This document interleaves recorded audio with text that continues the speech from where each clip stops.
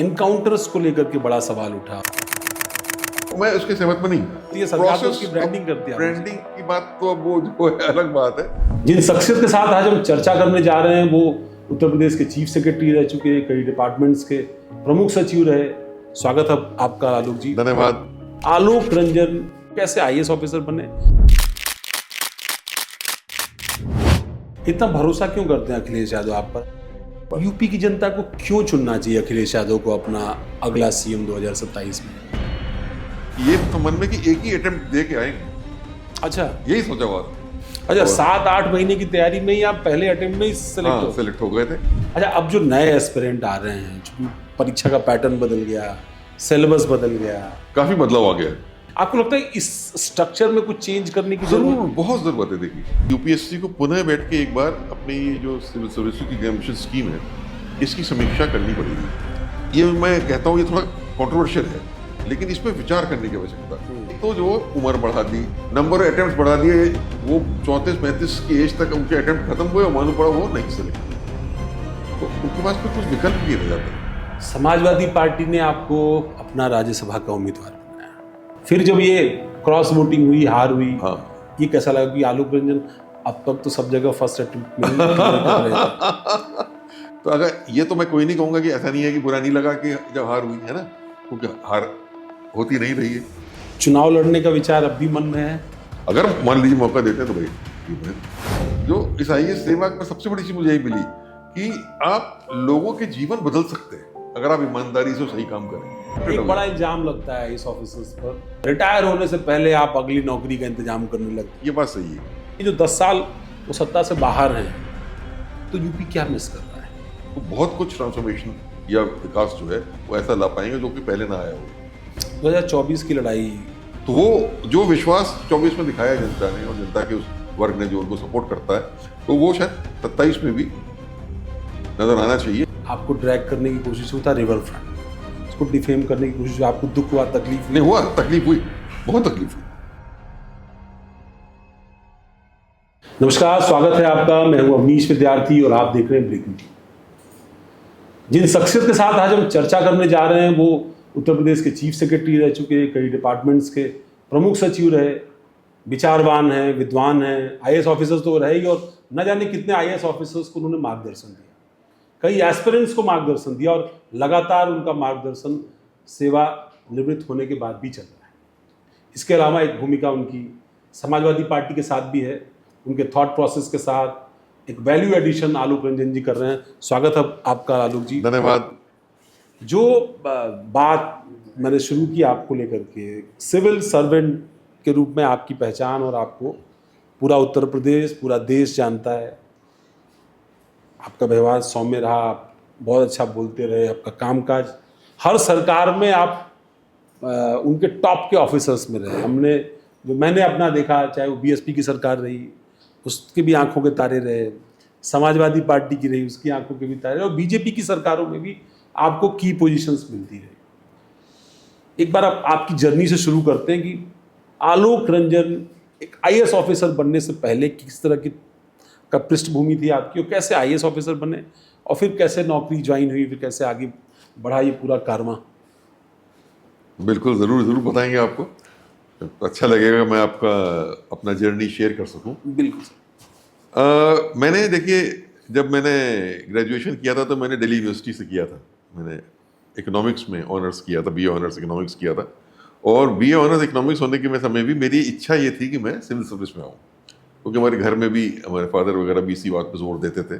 वो भी Indian forest service में थे, तो एक माहौल था गवर्नमेंट सर्विस का, और ये था कि गवर्नमेंट सर्विस में जाके आप बहुत कुछ कर सकते हैं समाज के लिए। तो ये मन में था, हमारी इच्छा थी।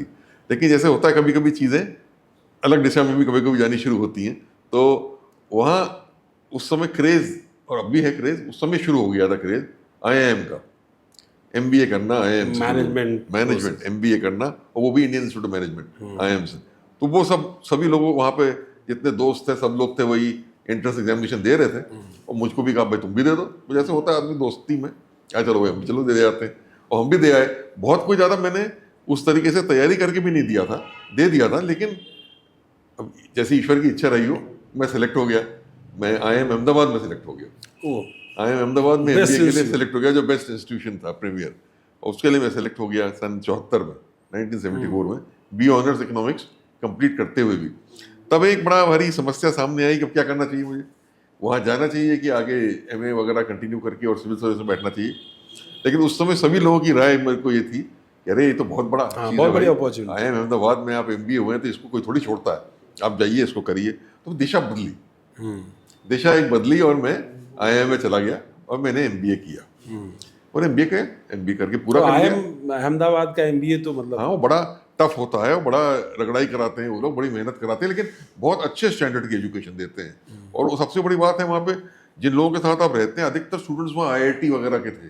हम तो इकोनॉमिक्स ऑनर से आए थे, लेकिन अदर IIT इंजीनियर्स टॉप उसके, और हर एक आदमी कहीं ना कहीं का टॉप स्टूडेंट था।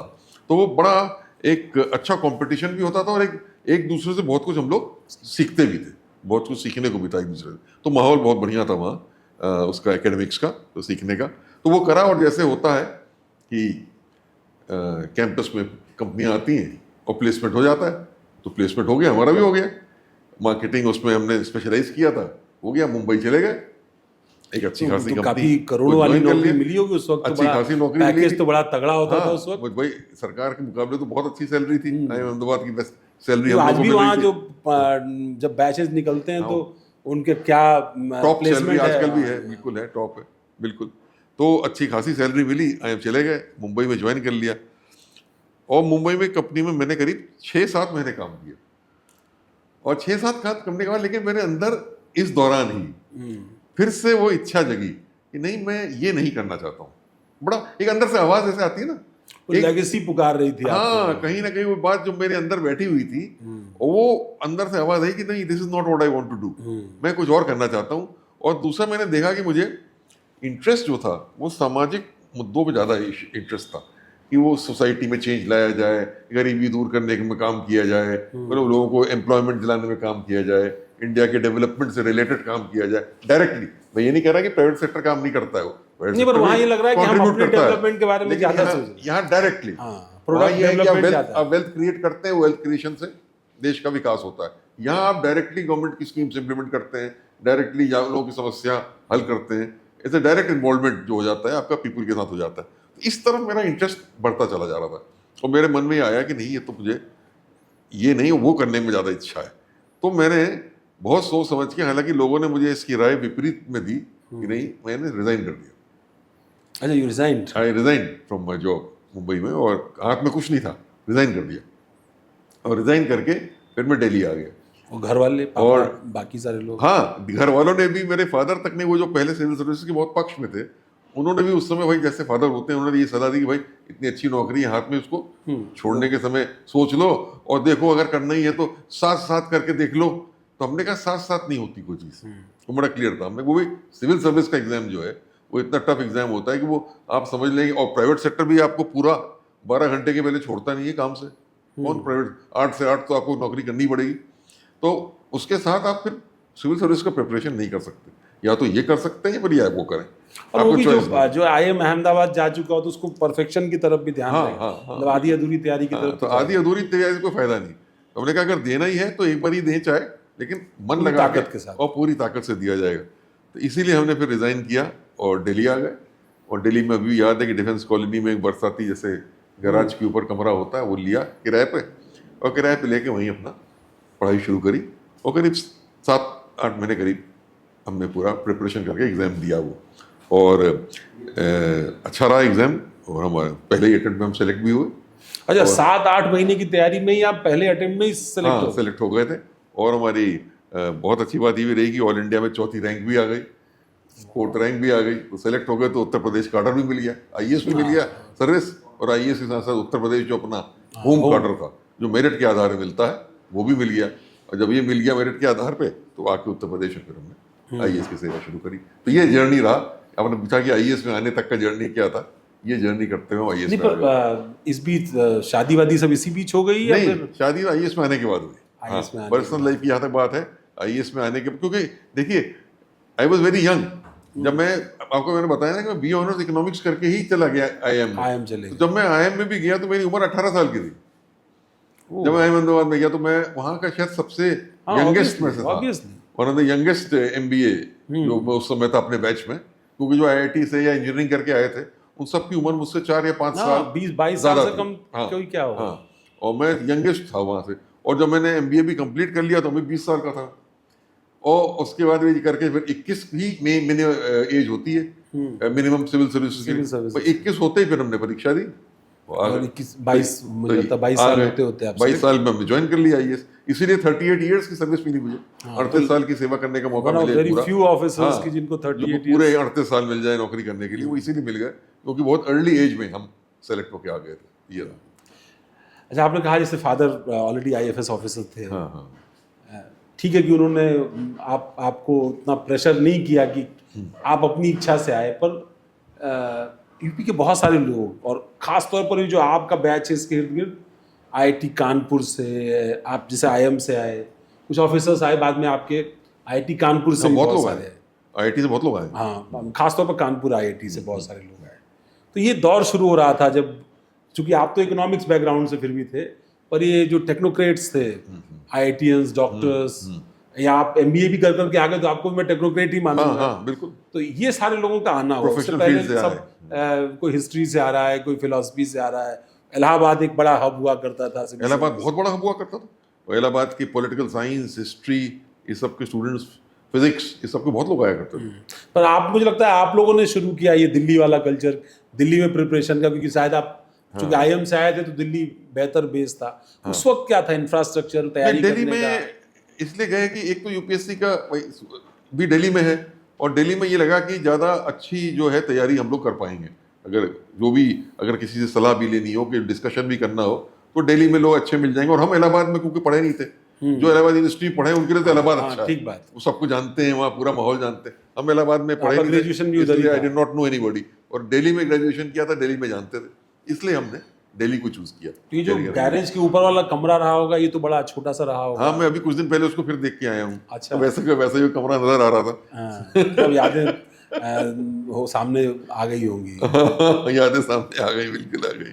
क्या स्ट्रगल रहा, मतलब खैर तो वो देखिए, वो background तो अच्छा तैयारी था, वो था, struggle ये मेहनत बहुत करनी पड़ी तैयारी की, क्योंकि बिल्कुल नए सिरे से तैयारी करनी थी। मैनेजमेंट में जो MBA में हमने पढ़ा था उसका कोई यार रेलेवेंस नहीं था। सिविल सर्विस की तैयारी से नहीं था, इन सेंस की अलग अलग पेपर्स लेके अलग अलग तैयारी करनी पड़ी थी।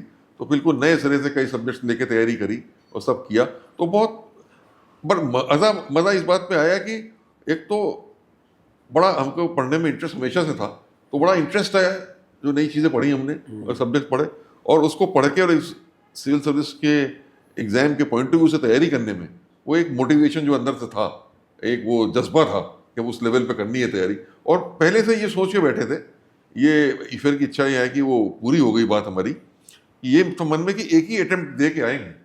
अच्छा, यही सोचा हुआ था हम कि 50 अटेम्प्ट नहीं देंगे, अगर नहीं हुआ तो हमारे पास MBA है IIM अहमदाबाद का, then I will come back. अच्छा, आपने सोच रखा था कि पहले में नहीं हुआ तो हम फिर वापस फिर वापस आ जाएंगे, ये नहीं कि साल दर साल देते चले जाएं, उतना वो नहीं था, क्योंकि तो फिर IIM का हमारा MBA का वो खत्म हो जाता है ना, फिर अगर अच्छा, कोचिंग 2-3 साल का वगैरह गैप हो जाता। कोचिंग वगैरह थी तब? वो कोचिंग वहाँ पे थी, इतनी नहीं है जितनी अब है। और हमने उस समय बस एक 21 दिन की खाली 21 डेज का एक कोचिंग वहाँ पे एक हुआ करता था, राउज IAS स्टडी सर्कल, वो हम लोगों ने ज्वाइन किया था। बस वो 21 डेज के लिए किया था, उसके बाद बाकी सब सेल्फ स्टडी किए।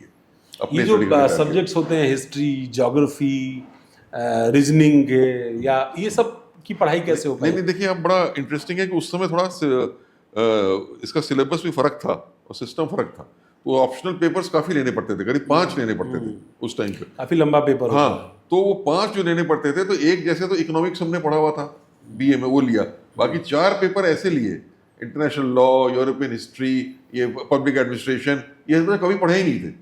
इनको नए सिरे से ही पढ़ के तैयारी करके और ये सब देना तो पड़ा। सब रट्टा मार लिया था आपने कि कुछ कॉन्सेप्ट? नहीं, हम तो कॉन्सेप्ट बेस ही पढ़ते थे हमेशा, रटने की तो हमारी आदत कभी नहीं रही, हम हमेशा कॉन्सेप्ट बेस ही पढ़ते रहे, और हमको थोड़ी लिखने की शैली भी अच्छी रही है, और अच्छी तरीके से हम भाषा भी अपनी लिखते हैं हमेशा, जो लिखते हैं आंसर्स में भी, हमने चाहे यूनिवर्सिटी में भी थे, हम जो भी आंसर लिखते थे वो अपनी ही भाषा रहती थी, कभी कहीं की किसी की नोट्स की भाषा या किताब की भाषा नहीं लिखते थे। तो पहले तो सबसे बड़ा अपने आप challenge- एक्सप्रेस करते थे। सबसे बड़ा चैलेंज तो प्रीलिम्स का एग्जाम होता है, मतलब ये कहते हैं कि नहीं, बहुत सारे प्रीलिम्स लोग। हमारे टाइम पे नहीं था। अच्छा, आपके सामने? हाँ, वहाँ सीधे मेंस में हम लोग गए। अच्छा, सीधे मेंस में गए। उसमें ये था कि आईपीएस और सेंट्रल सर्विसेज के लिए 3 पेपर देने पड़ते थे ऑप्शनल, और आईएएस और फॉरेन सर्विस के लिए 5। तो हमने 5 दिए थे आईएएस और फॉरेन सर्विस सीधे के लिए। मेंस दिया। मुझे लगता है ये आप लोगों के लिए फर्स्ट अटेम्प्ट में निकालने का एक एडवांटेज भी रहा होगा कि अगर आपकी तैयारी बहुत क्लियर है, आपका प्रेजेंटेशन बहुत अच्छा है, जैसे चूंकि आप आईएम से आए थे तो बहुत सारी चीजों की प्रैक्टिस तो वही हो गई नहीं, थी। उसमें भी एडवांटेज मिल गया। उसमें जैसे एक होता है ना, एक साइंटिफिक थिंकिंग, एक प्रॉब्लम सॉल्विंग टाइप की अप्रोच, बिल्कुल एनालिटिकल टाइप की आंसर लिखा, वो आईआईएम के एजुकेशन से भी एक एडवांटेज मिला आंसर राइटिंग वगैरह में। और बाकी जो पहले अपनी शैली थी कि भाई भाषा पे थोड़ा कमांड था, अच्छा लिख लेते थे, कर लेते थे, वो उसका फायदा था अपनी जगह।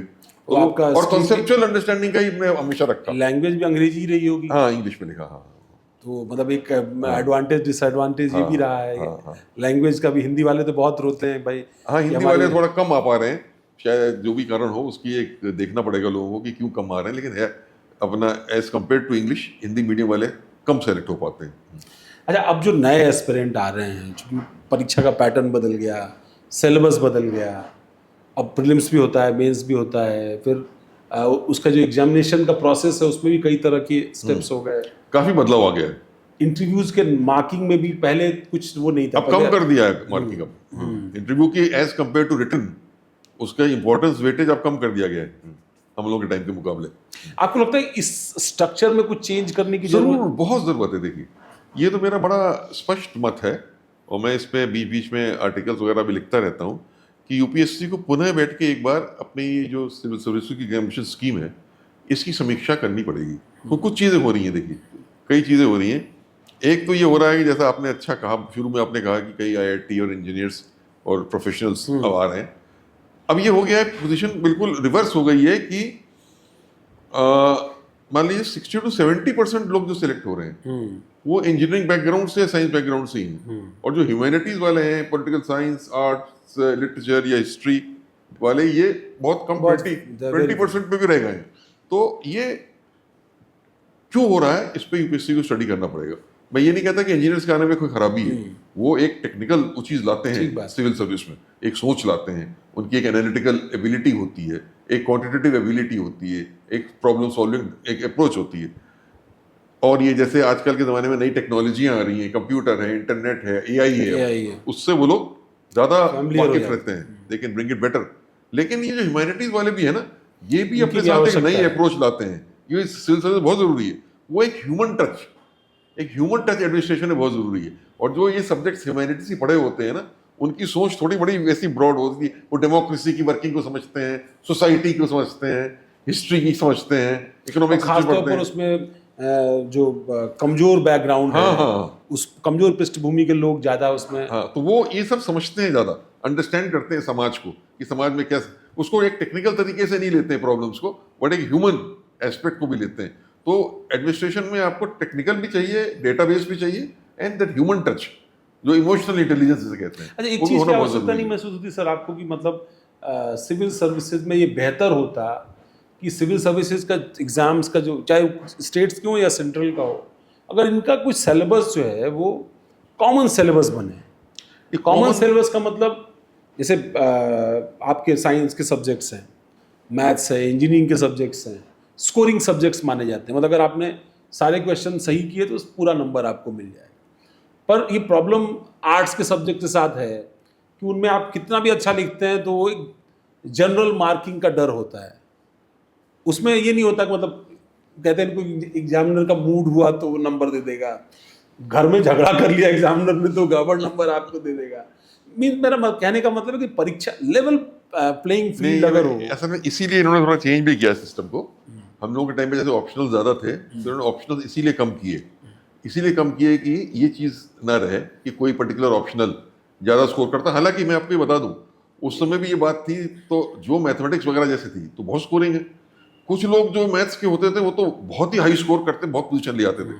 पर कई ज़्यादातर लोग मैथमेटिक्स में वो पेपर उस लेवल का सेट होता था कि उतना अच्छा नहीं कर पाते थे, वो average out leveling off UPSC में तब भी कर दिया करता था। लेकिन फिर भी अब उन्होंने जो सिस्टम बनाया है, तो 4 पेपर जनरल स्टडीज के जो है मेन एग्जामिनेशन में, वो कॉमन है सबके लिए, जनरल नॉलेज और study related, they are common for everybody.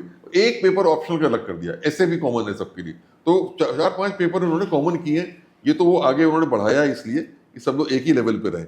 और दूसरा एक ये मैं आपको जरूर कहूँगा कि हम लोगों को उस समय जब दिया था इम्तिहान तब भी इस बात को स्टडी किया था और अब भी वो है, यूपीएससी का सिस्टम है काफ़ी अच्छा। तो इवैल्यूएशन में यूपीएससी में बड़ी फेयरनेस है अभी भी। ऐसा नहीं है यूपीएससी में जैसे यूनिवर्सिटी वगैरह में ये बात जो आप कह रहे हैं तो कॉलेजेस में सुनने को आती है कभी कभी, फेवरिज्म का मूड नहीं अच्छा है या फेवरिज्म कर दिया या कोई बात हो गई तो और मार्क्स ऐसे ही दे दिए, बिना ज़्यादा देखे ही दे दिए।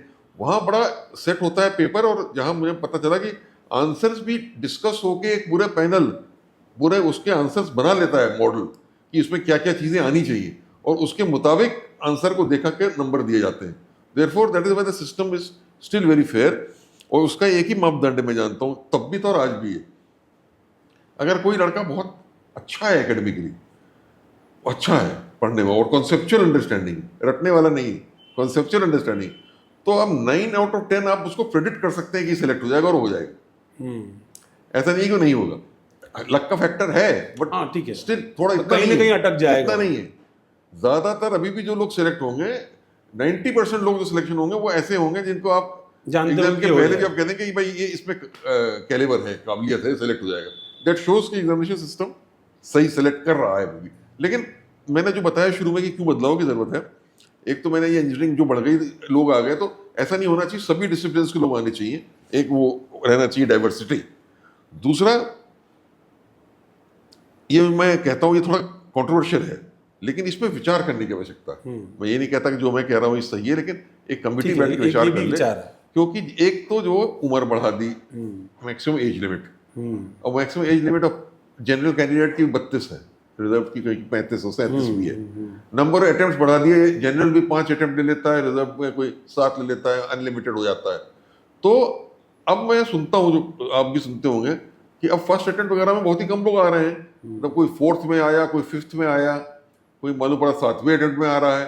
तो पॉइंट यह है, और उसकी उम्र आते समय 34 साल की है, 35 साल की है, शुरू ही होते हैं 25-26 33 साल की है, हाँ 25-26 से शुरू करके। तो अब जो 32, 33, 35 में आया और 60 पे रिटायर होना है, उसको सर्विस का टाइम पीरियड ही बहुत कम हो जाता है। तो आगे चल के वो टॉप पोजीशन पे सर्विस में पहुंच भी नहीं पाएगा अपनी सेवा में, जो हर एक की एम्बिशन होती है सर्विस में आने की। भाई जो आईएएस में आया वो भारत सरकार का सचिव या प्रदेश सरकार के मुख्य सचिव बनना चाहेगा, अब वो कमी अगर टाइम है तो नहीं पहुंच पाएगा। तो ये क्या बात है कि लोगों को इतने अटेम्प्ट देने पड़ रहे हैं, ये यूपीएससी को देखना चाहिए। और दूसरा, जो अब साल 2-2 साल 5-5 साल लोग पढ़ रहे हैं, तो उस दौरान वो बाकी कुछ तैयारी कर नहीं पाते हैं। और मान लीजिए, और ऐसा बहुत लोगों के साथ हो रहा है, वो 34-35 की एज तक उनके अटेम्प्ट खत्म हुए और मालूम पड़ा वो नहीं सेलेक्ट हुए, तो उनके पास फिर कुछ विकल्प नहीं रह जाता है। एट द एज ऑफ 35 वो कोई नई चीज़ नहीं शुरू कर सकते कि वो नया लॉ पढ़ रहे हैं, MBA कर लें या कुछ कर लें, कर भी सकते हैं तो बहुत लेट हो जाता है, और फिर उनको कॉर्पोरेट सेक्टर में या अन्य सेक्टर्स में भी जॉब आसानी से नहीं मिलता है। तो मैंने सुना है और देखा है, कई बच्चे बेचारे अच्छे स्टूडेंट्स भी रहते हुए नहीं हो पाए सेलेक्ट, तो वो बेचारे डिप्रेशन के शिकार हो जाते हैं, फिर वो कुछ करने लायक भावना उनके अंदर आ जाती है, वो कुछ नहीं कर पाते हैं। और दूसरे पहलू से हम देश की तरफ से भी सोचते हैं। आज हमारा यूथ हमारा सबसे बड़ी ताकत है, डेमोग्राफिक एडवांटेज जो है हमारा यूथ का है, वो सबसे बड़ी ताकत है हमारी। और उसके 5-6 साल बर्बाद हो गए। हाँ, उसको हमें यूज करना चाहिए देश के विकास में। और अगर वो बेचारा 25 से लेकर 35 की उम्र तक सिविल सर्विस ही देता रहा और नहीं सिलेक्ट हुआ, मान लीजिए, ठीक बात, तो नुकसान उसका तो हुआ ही हुआ, देश का भी हुआ। अगर वो उससे छूट के आगे कोई दूसरा जॉब टेकअप कर लेता, मैनेजमेंट कर लेता, लॉ कर लेता, जर्नलिज्म कर लेता, मीडिया कर लेता, फैशन टेक्नोलॉजी कर लेता, एनीथिंग, या कोचिंग चलाता, कोचिंग सेंटर चलाता, 50 करियर है जो वो टेकअप कर लेता, तो वो देश के विकास में कंट्रीब्यूट करता। वो हम मिस कर जा रहे हैं बहुत बुरी तरह। तो इसलिए मेरा कहना है कि हमारे टाइम पे 21 में आना और 26 तक एज थी खाली, मैक्सिमम एज 26 ना रखिए, 28 मतलब आप 28 रख लीजिए सोशलाइज करने के लिए। वो हाँ किया तो, बट डोंट उतना लिमिट तक न ले जाइए, कुछ कम कर दीजिए। और नंबर ऑफ अटेम्प्ट्स भी वही 3 रख लीजिए, जिसको निकलना है वो उतने में निकल जाएगा। बाकी तो एक्चुअली मैं आपको बताऊं, ये वास्तविकता है, जो सिलेक्ट होने की काबिलियत रखता है वो 9 टाइम्स आउट ऑफ 10 3 अटेम्प्ट में तो निकाल ही लेगा। अगर जो 3 में भी नहीं निकाल पा रहा है वो ठीक है, आगे भी लोग आते हैं, पर चांसेस कि वो सिलेक्ट बहुत कम रहते हैं, वो कम होने चले जाते हैं। वो एक फ्रेश बार तैयारी करने में बच्चे का मोटिवेशन भी डाउन होता रहता है।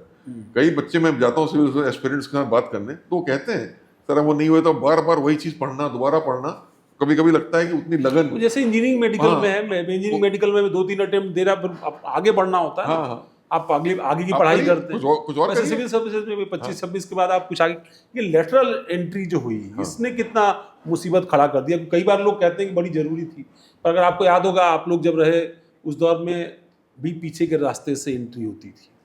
कुछ लोग सिविल सर्विसेज में जो क्या कहते हैं, घुसा दिए जाते थे।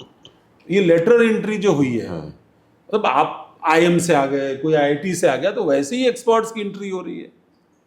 ये आपने बहुत सही कहा। ये पहले ये भी था कि एक तो जैसे आईएएस में जो आईएएस के एग्जाम देके आते थे, हमसे हम लोग आ गए। कुछ स्टेट पीसीएस से भी जो एक कोटा होता है 33%, वो प्रमोट होके आ गए, वो तो ठीक है। पर 1% या 2% ऐसा भी था उसमें अदर सर्विसेज। तो अदर सर्विसेज के लोगों के लिए ओपन था कि जो बहुत मेरिटोरियस हो, उनको भी आईएएस में लिया जा सकता है। उसमें वो प्रॉब्लम हुआ जो आपने बताया कि वो क्योंकि यूपीएससी इन्वॉल्व हुआ, लेकिन ज्यादातर उसमें स्टेट गवर्नमेंट का ही हाथ रह जाता था। तो फेवरेटिज्म की बातें जुगाड़ ज्यादा था। हाँ, फेवरेटिज्म की बातें उसमें सामने आई कि कई लोग, कुछ लोग उसमें बहुत अच्छे भी आए, मेरिट से आए, और कुछ लोग ऐसे ही आए जिनके ऊपर लोगों ने सवाल करे, भाई ये कैसे आ गए, ये क्यों आ गए। तो वो उसके बाद से बहुत सालों से वो हुआ भी नहीं है। अब वो रास्ता तो बंद हो गया। वो उत्तर प्रदेश में तो मुझे याद है कि अब बहुत दिनों से नहीं हाँ, हुआ, बंद हो गया। वो नहीं हुआ है। 2003-4 के बाद मुझे लगता है बंद हो और लेटरल एंट्री की जो है वो मुझे, पर उसकी जो परिकल्पना है, कई लोग क्या 90% लोगों से आप बात करेंगे तो उसकी फेवर में बोलेंगे। बट मैं क्योंकि आईएएस सेवा में रहा हूं, तो मैं थोड़ा इसका अलग दृष्टिकोण जो है हमेशा रखना चाहूंगा कि लेटरल एंट्री जो है वो एक ऐसी चीज है कि जब आपके पास कोई बीमारी हो आपको, तो उसकी आप डायग्नोसिस गलत करें, और जब डायग्नोसिस आप गलत करेंगे तो आपकी जो दवा होगी, वो भी इलाज होगा, तो वो भी गलत हो जाएगा। तो lateral entry is actually trying to solve a problem जहाँ डायग्नोसिस गलत हो रही है। वो ये कह रहे हैं कि आईएएस वाले, एक तो कह रहे हैं आईएएस वाले वो जर्नलिस्ट होते हैं, वो स्पेशलिस्ट नहीं होते हैं, तो यहाँ पे स्पेशलिस्ट लोगों को लाना है बाहर से, वो स्पेशलिस्ट एक्सपीरियंस लेके आएंगे, तो वो ऐड करेंगे। ये मेन इसमें आर्गुमेंट दिया जाता है, डोमेन नॉलेज उसमें ऐड करेंगे। आजकल के एडमिनिस्ट्रेशन डोमेन नॉलेज जो है वो चाहता है। और दूसरा कहते हैं कि वो आईएएस वाले रिजल्ट्स नहीं दे पा रहे हैं, प्रोसीजर में बंधे रहते हैं, रेड टेप में बंधे हुए हैं, बाहर से लोग आ जाएंगे तो वो एनर्जी और नया डायनेमिज्म ले आएंगे, डिलीवर कर पाएंगे। अब वो दोनों चीजें कहीं ना कहीं वही डायग्नोसिस की गलती, जो ये कह रहे हैं कि आईएएस वाले प्रोसेस में बन के रह जाते हैं और डिसीजन नहीं लेते हैं, और वो तो आईएएस वालों की गलती नहीं है, that is the problem with the system. जो गवर्नेंस का हमारा सिस्टम है, that is process oriented, government model में प्रॉब्लम है, नॉट रिजल्ट ओरिएंटेड। जबकि मैं बिल्कुल सहमत हूँ, रिजल्ट ओरिएंटेड होना चाहिए, लेकिन यहाँ कोई भी आईएएस अफसर आप पूछ लीजिए, हम भी रहे हैं, अगर हम किसी डिपार्टमेंट में रह के रिजल्ट मान लीजिए नहीं दिया हमने, तो कोई कार्रवाई किसी के खिलाफ नहीं होती, वो बहुत अच्छा अफसर माना जाता है, आगे बढ़ता जाता है। और अगर कहीं किसी प्रोसीजर में कहीं कोई प्रोसेस भाई भूल चूक से उससे छूट गई, और कहीं कोई जांच वांच हो गई, या कहीं किसी ने कोई शिकायत कर दी, तो प्रोसेस की गलती के लिए वो पूरा विभागीय कार्रवाई भी हो जाएगी, कहीं सीबीआई केस भी हो जाएगा, वो फंस जाएगा उसमें। कईयों के साथ इसमें नप गए लोग इसी उसमें कि, तो क्या होता है, हर आईएएस अफसर जो शुरू में आता है, एकेडमी में हम लोग जाते हैं मसूरी में, बड़ा जोश होता है हर एक में। हम सब भी गए थे उस समय, सब ये कहते थे हम दुनिया बदल देंगे, दुनिया बदलने का जोश था कि हम जो आए हैं आईएएस में, हम इसलिए आए हैं कि हम परिवर्तन ले आए, दुनिया बदल दें। और 8-10 साल 12 साल बाद देखिए तो वो कुछ और बदल रहा होता है। वो सेफ्टी, अपनी सेफ्टी देखना शुरू जॉब कर देते सेफ्टी, हैं, और कैसे हम सेफ रहें भाई, कोई हमारे ऊपर आरोप ना आ जाए, कोई वो जांच ना बैठ जाए, कहीं कहीं किसी से फंस ना जाए, तो निर्णय लेना अवॉइड करो भाई, थोड़ा प्रोसीजर में डालो मामला, इससे पूछ लो, उससे पूछ लो, कमेटी बैठा दो, ये कर दो, वो कर दो। ये एक ट्रेंड जो है ये शुरू हो जाता है, तो ये सिस्टमिक फॉल्ट है। तो ये आईएएस को लेटरल एंट्री से रिप्लेस कर देने से नहीं सॉल्व होगा। वो भी जो बाहर से आएंगे वो भी तो इसी सिस्टम में आएंगे ना, वो इसी सिस्टम में आएंगे, और अगर उन्होंने कोई प्रोसेस और प्रोसीजर को नजरअंदाज करके काम किया, वो फंस जाएंगे कल, क्योंकि वो तो और भी नहीं जानते, जॉब तो अलग तरीके का कॉन्सेप्ट है। अच्छा, वो और भी नहीं जानते कि कैसे प्रोसीजर को कैसे हैंडल करें। जो आईएएस में आया है वो तो गवर्नमेंट का सिस्टम प्रोसीजर जानता है, जो बेचारा मान लीजिए कॉर्पोरेट सेक्टर से आया या एकेडमिक से आया, बहुत ब्रिलियंट है, लेकिन ही डजंट नो कि प्रोसेस कैसे चल रहा है, क्या प्रोसेस है। अब उसने सोचा भाई ये काम होना है, इसको ऐसे कर दो, बाद में किसी ने कह दिया कि आपने तो प्रोसीजर फॉलो नहीं किया, वहां अप्रूवल नहीं लिया था, आपको ये अप्रूवल लेने की जरूरत थी, आपको तो इसको कैबिनेट में ले जाना चाहिए था, आप नहीं ले गए, आपने इसमें ये नहीं किया, तो उसी में आप फंस के रह गए, खत्म हो गए आपके पास। तो ये सिस्टमिक फॉल्ट को अटेंड करना चाहिए। हमें सिस्टम में बदलाव लाना चाहिए कि लोग निर्णय लें और डरे नहीं। आप उनके खिलाफ एक्शन इस बात पे ना लीजिए कि उनका निर्णय गलत हो गया है और या कोई प्रोसीजर नहीं फॉलो किया है जो कि बोनाफाइड है, उन्होंने कोई जानबूझ के नहीं किया है, किसी करप्शन की नियत से नहीं किया है, पर हो गया है। अरे सरकार में तो इतने प्रोसेस होते हैं, तो मैं आपको ये कहूँ कि अगर मुझे आप किसी भी सरकार के काम की कोई फाइल पकड़ा दीजिए किसी और कह दीजिए मुझसे कि इसमें जांच करके देख लीजिए कोई कमी तो नहीं, मैं कमी निकाल दूंगा। There are so many processes in government that no officer knows all the processes also और no officer can follow all the process. अगर सारे फॉलो करने लग जाएंगे वो काम कभी होगा कोई काम ही नहीं होगा, नथिंग विल हैपन। आपको डिस्क्रिप्शन अपना कहीं ना कहीं इस्तेमाल करना पड़ता है। तो ये मानना पड़ेगा कि भाई आप बोनाफाइड या इंटीग्रिटी या ईमानदारी से कर रहे हैं। अब उसमें जो बेईमानी कर रहा है उसके खिलाफ कार्रवाई करिए, आप पकड़िए, उसके तरीके हैं पकड़ने के, वो आप कर लीजिए। मैं नहीं बेईमानी के पक्ष में नहीं हूँ, लेकिन ये तो करिए ना कि आप देखिए कि जैसे कोई स्वास्थ्य विभाग में आया है तो 3 साल उसको दीजिए आप पहले, और फिर उससे कहिए कि तुम बताओ कि तुमने प्राइमरी हेल्थ सेंटर में कितना सुधार किया इस 3 साल में, नर्सेस की कितनी वैकेंसी थी, कितनी वैकेंसी तुमने भरी, डॉक्टर्स की कितनी शॉर्टेज थी, कितनी शॉर्टेज आपने पूरी करी। ये रिजल्ट ओरिएंटेशन है, इस पे उसको मूल्यांकन करिए। तो उसके लिए उसको कम से कम 3 साल दीजिए। अब यहाँ अगर आप 1 साल में, सवा साल में, 6 महीने में आईएएस अफसर को ट्रांसफर कर दे रहे हैं, वो उसकी गलती भी नहीं है, वो अब पॉलिटिकल हो जाता है।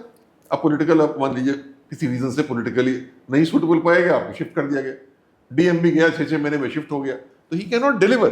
तो आप उसको अगर आईएएस अफसर को स्टेबिलिटी और टेन्योर दीजिए, उसको रिजल्ट ओरिएंटेशन का वो दीजिए, तो वही आईएएस अफसर आपको डिलीवर करके दिखाएगा। उसके लिए आपको लेटरल एंट्री नहीं चाहिए।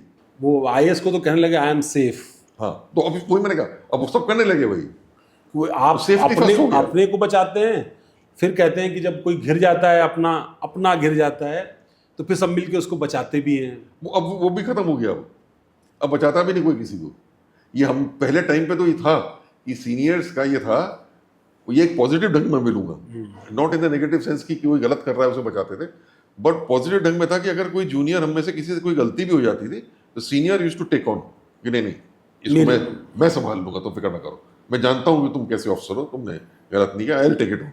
अब वो भी खत्म हो गया। अब लोग सब अपना अपना देखते हैं कि भाई हम कहीं इसको प्रोटेक्ट करें तो हमसे कहीं ऐसा तो नहीं कि हमारे वो जो भाई गवर्नमेंट वाले हैं, पॉलिटिकल गवर्नमेंट के लोग हैं, मिनिस्टर्स हैं, चीफ मिनिस्टर नाराज ना हो जाए, तो वो अपना लोग ज्यादा देखने लगे हैं, प्रोटेक्शन भी नहीं दे रहे हैं जूनियर ऑफिसर्स को।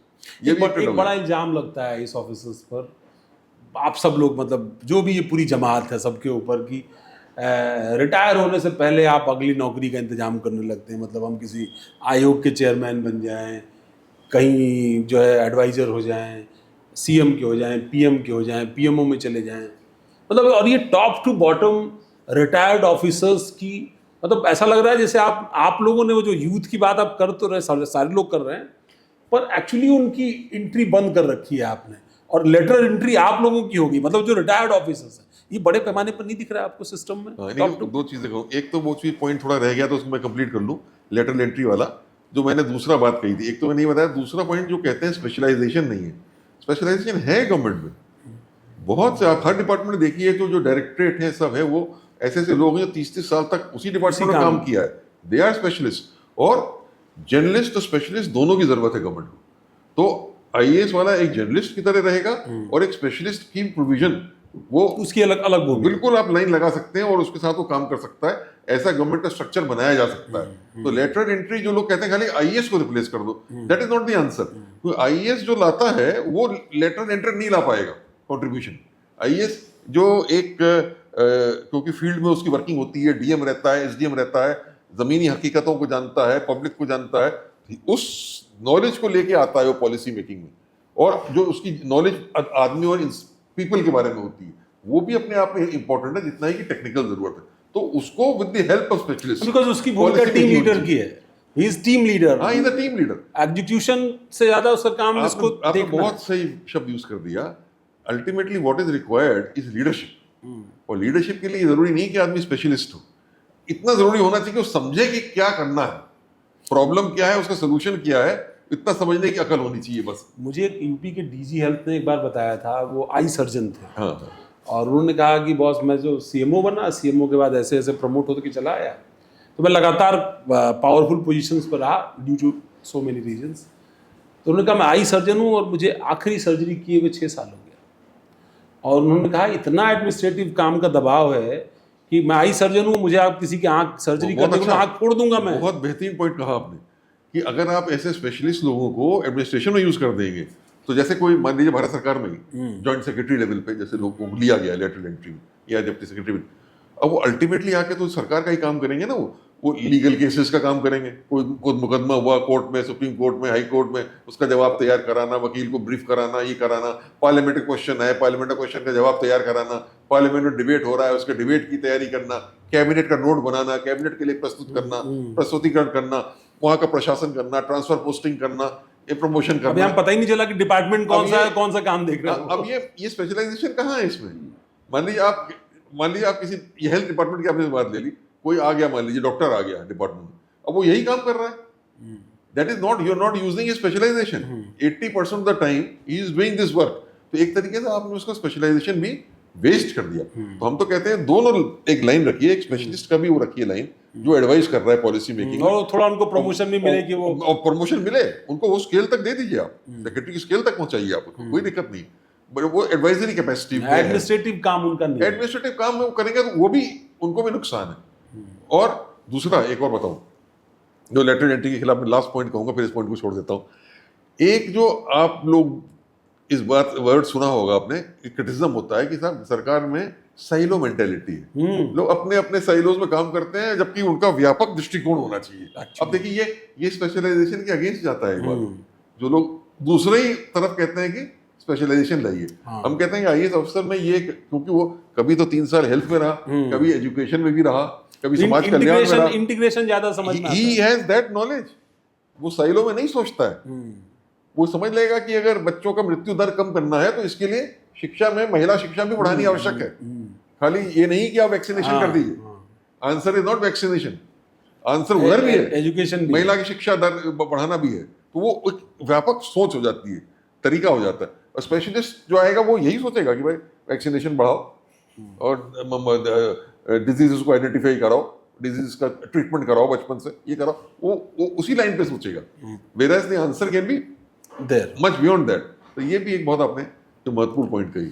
और वो एक पॉइंट आपका रह गया, रिटायर्ड ऑफिसर्स वाली बात छोड़ दिया, ये बात सही है। लोग सोचने लग जाते हैं रिटायरमेंट के बाद की पोस्ट का, और मैं समझता हूँ ये बहुत कोई सिस्टम को इसका खामियाजा उठाना अच्छा ट्रेंड नहीं है कि वो सोचे कि उसकी वजह से कभी कभी ये भी हो सकता है कि आप जितनी हिम्मत से और निष्पक्षता से काम कर रहे हैं वो आप ना करें, just because you want to be in the good books कि हमें आफ्टर रिटायरमेंट अच्छी पोस्ट मिल जाए। तो ये इसका एक नेगेटिव चीज़ है ये, और ये बात सही मैं मानता हूँ कि अब ये सबसे सोचने लग जाते हैं। अब वो सोचने भी एक उसका एक रीज़न भी है कि क्यों सोचने लग जाते हैं कि अब वो पॉइंट ये भी है कि रिटायर हो गए तो वो लगता है खाली पड़े हैं। सबको एक होता है ना कि एक दिन तक आप नौकरी में हैं, गाड़ी घोड़ा भी है, सब कुछ है, वन फाइन मॉर्निंग सब चला गया, तो वो लगता है हम क्या करें। अच्छा, जो लोग ईमानदारी से जिन्होंने काम किया है, मैं ये नहीं कहता जिन्होंने अगर बेईमानी करी है उनकी बात अलग है, उनको तो कोई दिक्कत नहीं, पर जो ईमानदार रहा है, मैं बता सकता हूँ कि जो ऑनेस्टी से हम लोग जैसे ईमानदारी से हमने काम किया है, तो एकदम से बड़ा वो लगता है कि एकदम कि क्या करेंगे, पेंशन में कैसे रहेंगे। पेंशन मिलती है बट पेंशन इतनी नहीं मिलती है कि आप अपना जो स्टैंडर्ड ऑफ लिविंग जो आपका था उसको आप मेंटेन कर सकते हो। और बिल्कुल अब आपको हर चीज प्राइवेट फिर आपका कंट्रीब्यूशन, आपको खाना बनाने वाला भी आपको पे करना है, और ड्राइवर के वो रख के पे करना है, घर में काम करने वाले के लिए भी पे करना है, हर चीज के लिए आपको पे करके सब आपको रख के करना है, तो खर्चे बहुत हो जाते हैं। तो उससे भी लोग घबराते हैं कि भाई कोई अगर ऐसी सहूलियत वाली चीज मिल जाए तो भाई 4-5 साल और मिल जाए। हालांकि वो 65 तक ही मिलता है, 65 के आगे तो फिर वही बात सबको हो ही जाती है, 65 के आगे सब खाली हो जाते हैं। लेकिन मैं ये कहूँगा कि हाँ, उस तरफ ऐसा ध्यान नहीं देना चाहिए, गलत ट्रेंड है। और उसमें भी आई एम एग्री कि जो पोस्टें होती हैं उसमें खाली आईएएस के लिए या सिविल सर्वेंट्स के लिए नहीं रखनी चाहिए। वहाँ पे अगर देखना चाहिए सम पर्सन फ्रॉम आउटसाइड ज़्यादा सूटेबल है तो उसको ही मौका देना चाहिए।